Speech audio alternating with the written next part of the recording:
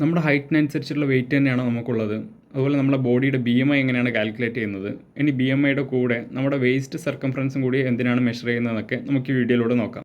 നമ്മൾ ഈ BMI, waste circumference, waste hip ratio ഇങ്ങനെയുള്ള പാരാമീറ്റേഴ്സൊക്കെ കാൽക്കുലേറ്റ് ചെയ്യാൻ കാരണം ഇതിൻ്റെ നോർമൽ റേഞ്ചുമായി അപേക്ഷിച്ച് നമ്മുടെ ബോഡിയുടെ കാൽക്കുലേറ്റ് ചെയ്ത് കിട്ടുന്ന വാല്യൂ എത്രത്തോളം കൂടുതലാണോ നമുക്ക് അത്രത്തോളം ഈ ഹാർട്ട് ഡിസീസസ്, ഡയബറ്റീസ് അതുപോലുള്ള ഒരുപാട് രോഗങ്ങൾ വരാനുള്ള സാധ്യത നോർമൽ റേഞ്ചിലുള്ള ആൾക്കാരുമായിട്ട് വെച്ച് നോക്കുമ്പോൾ കുറച്ച് കൂടുതലാണ്. അപ്പോൾ BMI കാൽക്കുലേറ്റ് ചെയ്യാനുള്ള formula weight in kilogram by height in metre square ആണ്. അപ്പോൾ ഉദാഹരണത്തിന് ഇപ്പോൾ 70 കിലോഗ്രാം വെയിറ്റും ഒരു 150 സെൻറ്റിമീറ്റർ ഹൈറ്റും ഉള്ള ഒരാളാണെങ്കിൽ BMI കാൽക്കുലേറ്റ് ചെയ്യാൻ വെയിറ്റ് ഇൻ കിലോഗ്രാം, അതായത് 70 divided by height in metre square, അതായത് 150 സെൻറ്റിമീറ്റർ ഹൈറ്റുള്ള ഒരാളെന്ന് പറഞ്ഞാൽ 1.8 മീറ്റർ, 70 ബൈ 1.8 സ്ക്വയർ. ഇനി ഈ ഒരു കാൽക്കുലേറ്ററിലാണ് നിങ്ങൾ കാൽക്കുലേറ്റ് ചെയ്യുന്നതെങ്കിൽ 70 ഡിവൈഡഡ് ബൈ 1.8 ചെയ്യാം. എന്നിട്ട് ഈ കിട്ടിയ ആൻസറിനെ പിന്നെയും 1.8 വെച്ച് ഡിവൈഡ് ചെയ്യാം. അപ്പോൾ ഇങ്ങനെ നിങ്ങളുടെ ഹൈറ്റും വെയിറ്റും ഉപയോഗിച്ച് നിങ്ങൾക്ക് നിങ്ങളുടെ BMI കാൽക്കുലേറ്റ് ചെയ്യാം.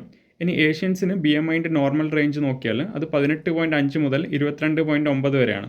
18.5 താഴെയാണെങ്കിൽ അത് അണ്ടർ വെയ്റ്റും, 23 മുതൽ 24.9 വരെ ഓവർ വെയ്റ്റും, പിന്നെ അതിന് മേലോട്ട് ഒബീസുമാണ്. എന്നാൽ BMIക്ക് കുറച്ച് ഡ്രോബാക്സ് ഉണ്ട്. ഉദാഹരണത്തിന് ഹൈറ്റും വെയ്റ്റും സെയിം ആയിട്ടുള്ള രണ്ടാൾക്കാർ, അതിൽ ആദ്യത്തെ ആൾ ഒരു വെൽ ബിൽട്ട് ആയിട്ട് നല്ല മസിൽ മാസൊക്കെ ഉള്ള ഒരാളാണ്, രണ്ടാമത്തെ ആൾ കുറച്ച് ഒബീസ് ആയിട്ടുള്ള ആളാണ്.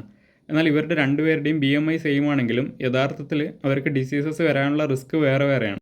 അതുപോലെ ഇപ്പോൾ നോർമൽ BMI ഉള്ള ആൾ കുറച്ച് വയറൊക്കെ ഉള്ള ഒരാളാണെങ്കിൽ നമ്മളിതിനെ സെൻട്രൽ ഒബീസിറ്റി എന്ന് പറയും. അപ്പോൾ ഈ ഒരു ഫൈൻഡിങ് നമുക്ക് BMIയിൽ കാൽക്കുലേറ്റ് ചെയ്യാൻ പറ്റുന്നില്ല, അല്ലെങ്കിൽ നമ്മളത് മിസ് ചെയ്യുന്നു.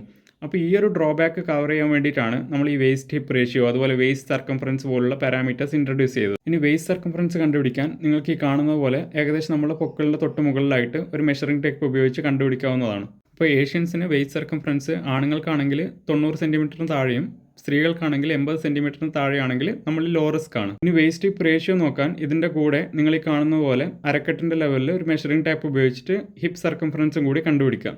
എന്നിട്ട് നേരത്തെ കിട്ടിയ waist circumference divided by hip circumference ചെയ്യുക. ഇതാണ് വേസ്റ്റ് ഹിപ്പ് റേഷ്യോ. ഇത് ആണുങ്ങൾക്ക് <0.9 സ്ത്രീകൾക്ക് <0.85 ആണ് നോർമൽ റേഞ്ച്. അതായത് ഈ വേസ്റ്റ് സർക്കംഫറൻസും വേസ്റ്റ് ഹിപ്പ് റേഷ്യോയും ഈ കട്ട് ഓഫിനേക്കാൾ എത്രത്തോളം കൂടുതലാണോ അത്രത്തോളം നമുക്ക് ഡിസീസ് വരാനുള്ള ചാൻസും കുറച്ച് കൂടുതലാണ്.